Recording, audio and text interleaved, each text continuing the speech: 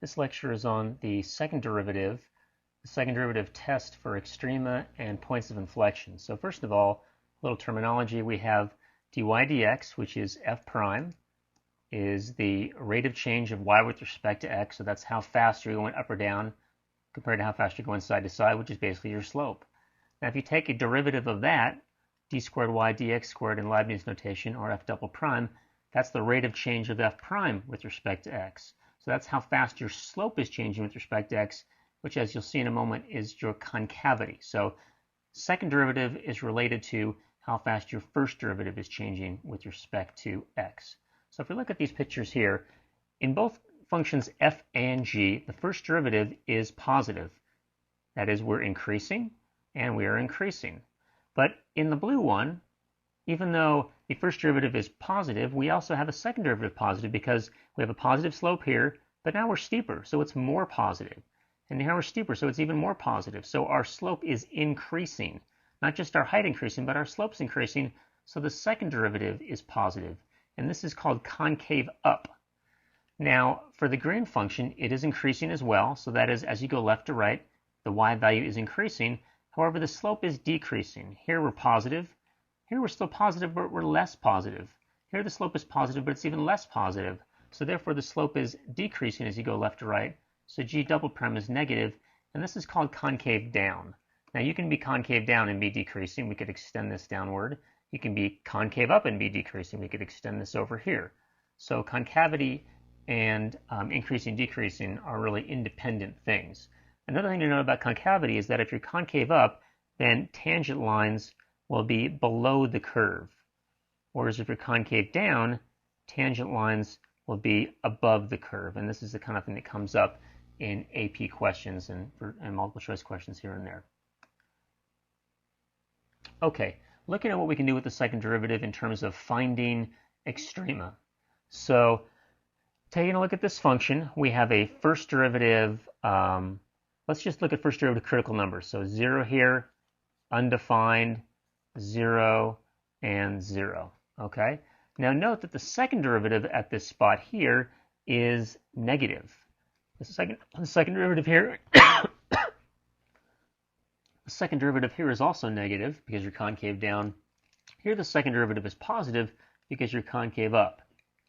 Here the second derivative is undefined.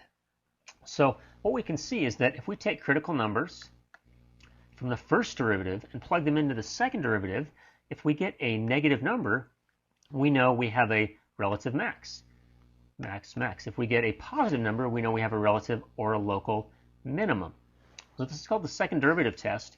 And again, you're taking critical numbers from the first derivative and plugging them into the second derivative and seeing what value you get, positive or negative. Now in this case, it's undefined, so the second derivative test fails, so that would not work. Sometimes it fails.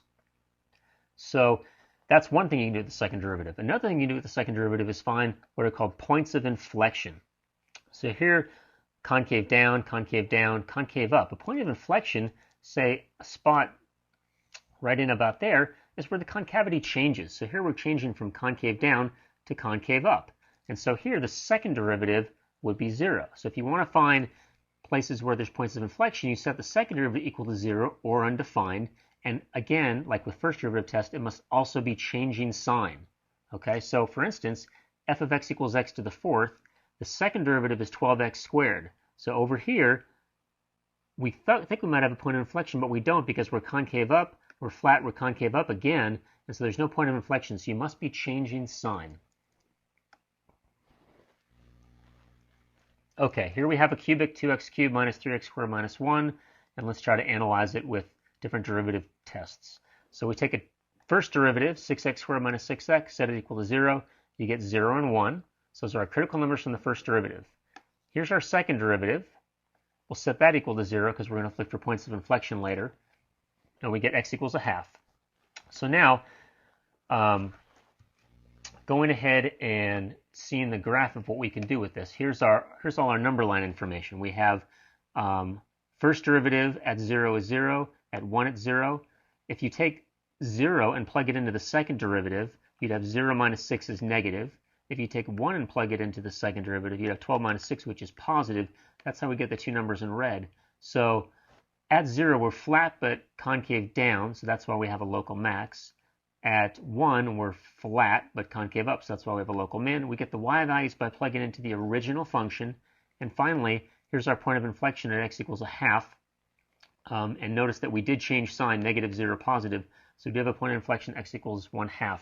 Now if we look at a general cubic, and we take a couple derivatives of that and set the second derivative equal to 0, notice that we always have, for a cubic, a point of inflection at negative b over 3a, because you're never divided by 0 here, because a can't be 0 if it is indeed a cubic. So that's sort of a general formula. It doesn't really have too much use, but cubics are always going to have a point of inflection, so that's something to get out of that. Okay, a few more examples. X to the fourth minus 4x cubed plus 2. F of 0 is 2, so there's a y-intercept. First derivative, we'll factor it, set it equal to 0. Critical numbers 0 and 3. Second derivative, we'll factor that, and we get values of 0 and 2. So what we can do is go ahead and make some number lines. Here's our first derivative number line with 0 and 3. Here's our second derivative number line. This time I separated them. And I get the values in blue from this information. I get the values in green by taking a number in each interval and plugging it into the appropriate derivative, either f prime or f double prime. So what we discovered then is that we have, for f double prime of 0, if we took 0 and plugged into the second derivative, we get 0. So that fails in terms of second derivative test. Whereas taking 3 and plugging into the second derivative, we get a positive. So that indicates we have a minimum. So in case we didn't want to do the first derivative test and just try the second derivative test, this would be the information we get. For 0, it fails, so we'd have to do a little more. So now this is what our graph looks like. We have points of inflection at 0 and 2. So 0 and 2 are points of inflection. Notice I just put in y values like this. It's not to scale in terms of y. I've got my point of inflection, which is also my y-intercept, point of inflection here, and I've got a minimum. And so this is not a the W-style quartic. It comes down, continues down, and goes back up. And it's also good to keep in mind that with a positive leading coefficient, even degree, and so we know it's going to start upper left and upper right. So that's sort of pre-calculus stuff to use. Okay, this cubic, I'll factor it just to get a x-intercept, 0. Here's a derivative, set it equal to 0, and factor it. And when we do that, we just get x equals 3, but you notice it's a double root. And then second derivative, 6x minus 18, set equals 0, and you get x equals 3. So here's everything put together. So notice that we're increasing, flat, increasing. So yeah, the second derivative test would fail, and this is not a max or a min.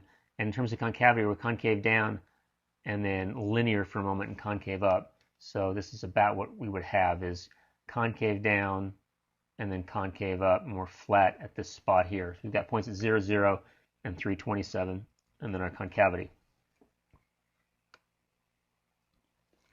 For this one, x to the 2/3 minus 3. Well, you ought to know that x to the 2/3 is this seagull shape. So if you do minus 3, it's just going to move everything down 3. So we want to end up with what's in green. It's good to know that ahead of time. But here are a couple things we can analyze with. F of 0, of course, will be negative 3. That's our point down here.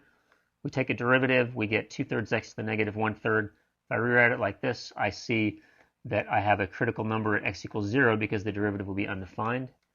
Here's the second derivative. I rewrite that. And if you put in anything besides 0, if you put in a negative or a positive and take it to the 4/3, it's always going to come out positive. So we got positive, positive, positive, and with this negative means, except when x is 0, the second derivative is always negative, which indicates I should always be concave down, except at x equals 0, and that goes along with the drawing that I have. And so here would be a first derivative number line too, if you wanted to use that, just to make sure you realize it's coming down and going back up. Finally, a trig example.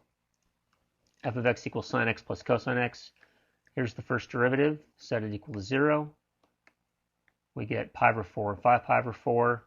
Second derivative, set it equal to 0. 3 pi over 4, 7 pi over 4. And so I'm going to take the values from the first derivative and plug them into the second derivative. I'm doing the second derivative test. And when I do that, I get 0, so it failed. And 5 pi over 4, and apparently it fails again. So that doesn't tell us much there. So now let's take a look at some number lines. So you see we're going between 0 and 2 pi. I didn't mention that before. We've got our critical numbers in the first derivative, pi over 4 and 5 pi over 4. and we have values from the second derivative 3 pi over 4 and 7 pi over 4, and we're just checking all of these different intervals. The greens are by plugging in values in these intervals into the first derivative, and the blacks are in the second derivative, and getting all this information and then plugging these values back into the original function that was sine x plus cosine x to get y values. You can get these different points, and you end up getting a curve that looks like this. So we have a maximum and a minimum, goes with pi over 4 and 5 pi over 4, and you see we have points of inflection here at 3 pi over 4, and over here at 7 pi over 4.